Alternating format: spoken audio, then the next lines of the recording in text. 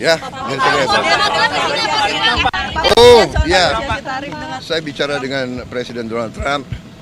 Ya, alhamdulillah juga penuh dengan alot. Akhirnya ada kesepakatan, kita juga akan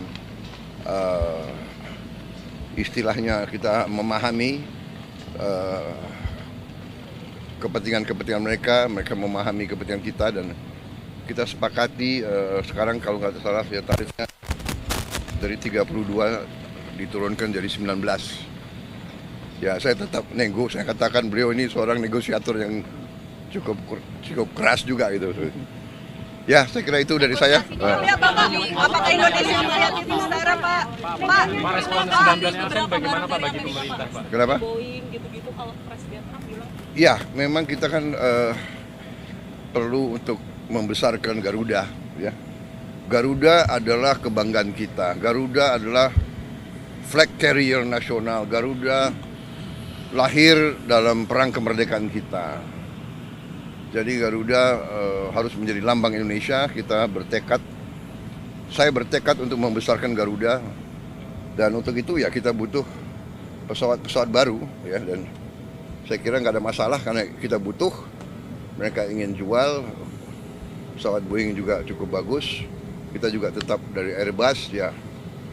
Jadi akhirnya terjadi apa ya, pertemuan dua kepentingan. Kita juga butuh, sebagai contoh kita masih import BBM, kita masih import gas, kita masih perlu import gandum, kita masih perlu import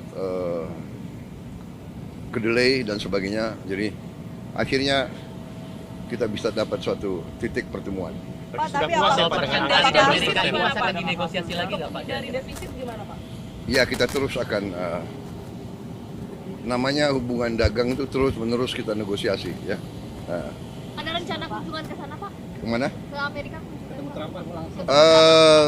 Beliau katakan mungkin sekitar September Oktober. Ya. Bapak ke sana Tapi Pak? saya agak ngeri kalau diajak main golf. Kenapa Pak? Golf saya jelek sekali. Saya harus Saya harus les privat golf. Dulu bagus, sekarang udah nggak bisa lagi. Ya. Pak, hasil pertemuan Oke. ini apakah akan bagi Indonesia apakah tetap akan menguntungkan dalam jangka panjang Pak, mengingat kita membebaskan membebaskan pajak Amerika 0% gitu Pak? Semua sudah kita hitung, semua kita berunding ya.